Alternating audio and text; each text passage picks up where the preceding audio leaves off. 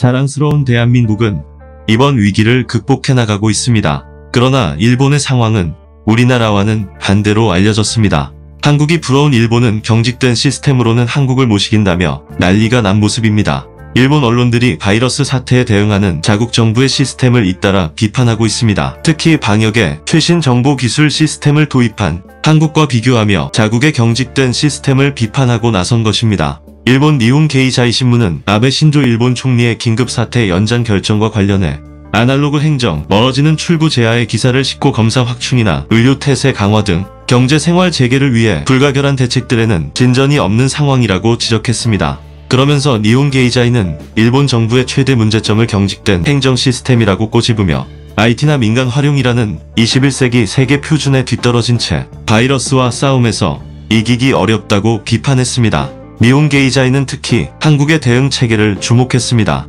감염자와 밀접 접촉한 의심자를 발견하고 감시하는 데 스마트폰을 활용하는 대처 방식 등을 언급했습니다. 이에 비해 일본은 보건소 직원이 전화로 일일이 확진자 상태를 파악하는 방식을 벗어나지 못하고 있다고 지적했습니다. 니혼 게이자이는 처음에는 이런 방식이 기능했지만 감염자가 급증하자 따라잡지 못하게 됐다고 썼습니다. 니혼 게이자이는 그러면서 민관 협력이 없는 일본에 막힌 상하 중심 행정도 비판했습니다. 이 신문은 바이러스 대책을 후생노동성이 주로 담당하고 다른 부처들은 관여하지 않는다며 부처 간 협업이 되지 않는 시스템에 대해서도 일침을 가했습니다. 한국을 보고 배가 아파 난리가 난 일본인들의 모습이 아닐 수 없는 것입니다. 그러나 이미 먼저 한국을 손절한 일본은 한국의 도움을 받지 못한 채로 위기가 계속될 것으로 전망되고 있습니다. 일본이 이번 긴급 사태 연장 때문에 23조 엔이라는 거액의 경제적 손실을 볼 것으로 예측되었기 때문입니다. 일본 정부가 바이러스 확산을 막기 위해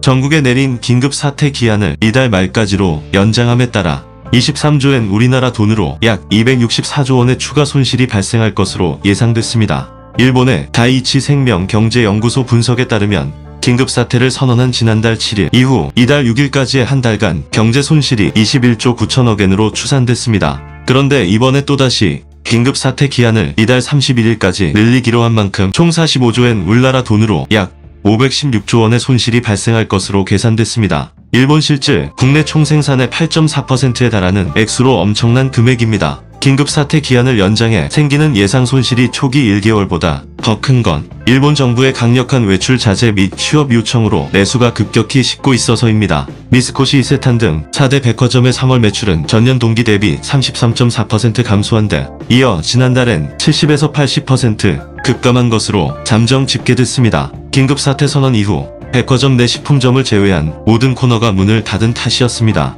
일본 내 3월 신차 판매 대수는 1년 전 같은 기간 8.3% 줄었는데 지난달엔 28.6% 추락했을 것으로 예상됐습니다. 외식업계를 대표하는 일본 푸드서비스협회는 4월 매출 감소폭을 추산하기도 어려운 상황이라고 밝혔습니다. 일본의 경기 급냉에 3월 31곳이었던 도산 기업 수가 4월 들어 3배 이상 늘어난 108곳으로 집계됐습니다. 한마디로 이번 사태로 인해 한국의 도움을 못 받은 일본 내에서 가게 운영을 더 이상 하지 못하고 망해서 문을 닫는 가게가 늘고 있다는 것입니다. 일본의 구마노 다이이치 생명 경제연구소 수석 이코노미스트는 잠수할 때 처음 30초보다 마지막 30초가 더 고통스러운 것처럼 경제가 받는 스트레스도 앞으로의 1개월이 더 클 것이라고 우려했습니다. 경제 성장률 위축을 막으려면 10조엔 규모의 추가 부양책이 필요하다고 분석했습니다. 그러나 아베에게는 현재 뾰족한 수가 없는 것으로 파악되고 있습니다. 일본이 먼저 한국을 화이트리스트에서 배제하는 실수를 하지 않았더라면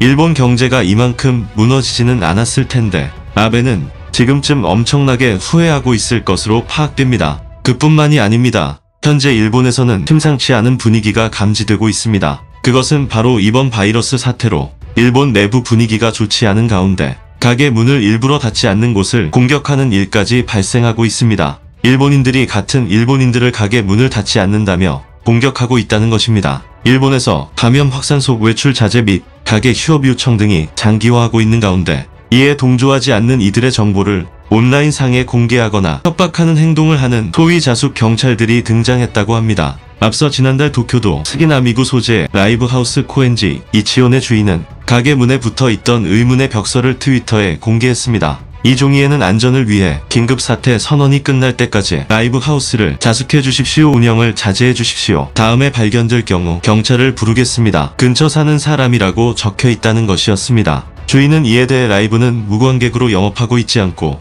술도 음식도 내놓지 않고 있으니 온라인 발신 정도는 하게 해주면 좋겠다고 생각했지만 어쩔 수가 없었다. 각박하다고 말했다는 겁니다. 자숙 경찰들이 벌이고 있는 이러한 일들은 수도인 도쿄도를 비롯해 확진자가 가장 많이 발생한 7개 도도 부현을 중심으로 발령된 긴급사태 선언이 전 일본으로 확산된 후부터 등장하고 있습니다. NHK 등은 자숙 경찰의 화살이 휴업하지 않는 가게뿐만 아니라 확진자나 번화가를 방문한 사람 등에게도 향하고 있다고 알렸습니다. 보도에 따르면 도쿄의 20대 여성이 확진 판정을 받은 고향인 야마나시현에서 고속버스로 도쿄에 돌아왔다는 소식이 전해지자 온라인상에서 이 여성의 이름과 얼굴, 가족의 직업 등을 공유하는 움직임이 포착됐습니다. 공개된 개인정보에는 해당 여성의 확인되지 않은 사생활까지 적혀있는 상황이라고 합니다. 확진자에 대한 비방이나 중상 외에도 공원이나 가게 등 사람이 모여있는 사진이나 동영상을 SNS 등에 올리며 외출 자제 요청을 무시하고 있다는 비판글들이 쇄도한다고 매체는 전했습니다. 주니치 신문은 자숙 경찰들의 항의에 시달리고 있는 나고야시의 한 상점가 소식을 보도했습니다. 이 상점가의 상인협회는 영업시간을 단축한 음식점이나 휴업 요청 대상에서 제외된 의류 매장이나 잡화점 등의 개점에 익명의 자숙 경찰들이 연일 불만을 제기하고 있다고 토로했습니다. 특히 휴업을 해도 관련 보조금을 받을 수 없는 일본의 의류 매장들은 눈물을 머금고 가게를 열 수밖에 없는 노릇입니다. 신문에 따르면 아이치현 경찰에게도 이 같은 민원이 쏟아지고 있다고 합니다. 외출 자제인데 돌아다니고 있는 사람이 많다. 아이들이 공원에서 농구를 하고 있다. 모여서 조개를 잡고 있다는 등의 신고가 100번이 넘는다는 것이 일본 경찰의 설명입니다. 뿐만 아니라 타 지역에서 온 차에 번호판을 찍어서 올리는 자숙 경찰들도 있는 것으로 전해졌습니다. 현지에서는 자숙 경찰들의 행동이 과도하다며 비판하는 이들과 개인정보들을 SNS로 확산하는 데 여념이 없는 이들의 의견이 대립하고 있다고 합니다. 한마디로 현재 일본의 상황은 점점 난장판이 되어가고 있다는 것입니다. 일본은 이제 한국에 도움을 요청할 수도 없는 상황이 되어버린 지 오래입니다. 그것은 바로 작년 일본은 한국을 화이트리스트에서 배제하겠다며 한국에 추가 수출 규제를 하면서부터였습니다. 당시 일본 정부가 가기를 열고 한국을 화이트리스트에서 제외하는 수출무역관리령 개정안을 처리했습니다. 한국의 반도체 디스플레이 핵심 소재 3가지 포토리지스트, 보순도 불화수소, 플로우린 폴리이미드에 대한 수출 규제를 시행하고 추가 조치까지 마친 일본은 한국 산업계에 타격을 주기 위해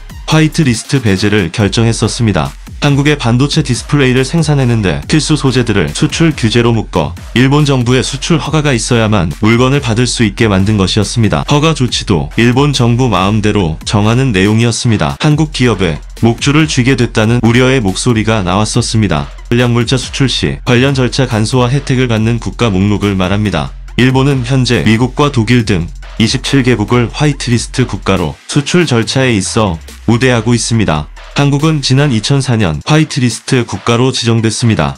일본처럼 한국도 화이트리스트 제도를 운영하고 있고 일본은 화이트리스트 국가로 분류되고 있었습니다. 하지만 이것이 금이 가는 데는 그리 오랜 시간이 걸리지 않았습니다. 홍남기 경제부총리 겸 기획재정부 장관은 일본이 화이트리스트 국가에서 우리나라를 제외 시 첨단 소재, 전자통신 등 광범위한 업종에 있어 우리 기업 생산 등의 피해가 우려된다고 말한 바 있었습니다. 산업통상자원부 산하 기관인 전략물자관리원 홈페이지에서 올라온 일본의 통제 대상 품목 목록을 보면 전략물자의 분야는 무기, 원자력, 전자, 통신, 항법장치, 추진장치 등이었습니다. 이 물자는 다양한 산업군에 쓰이고 업계에서는 반도체, 디스플레이 등 전자업종 외에도 자동차, 화학, 기계 업종 등으로 피해가 확대될 것으로 우려하고 있었습니다. 일본 등에서 재료를 가져다가 한국, 대만, 미국 회사가 제조를 해 전 세계 수요처에 공급하기 때문에 글로벌 IT 공급망에 피해가 갈 것이라는 분석도 나왔습니다. 한국 기업이 만드는 반도체와 디스플레이는 미국 애플과 IBM, 중국 화웨이와 샤오미, 일본 소니와 닌텐도, 유럽의 아우디, 필립스, 지멘스, 밀레 등에 들어가기 때문이었습니다.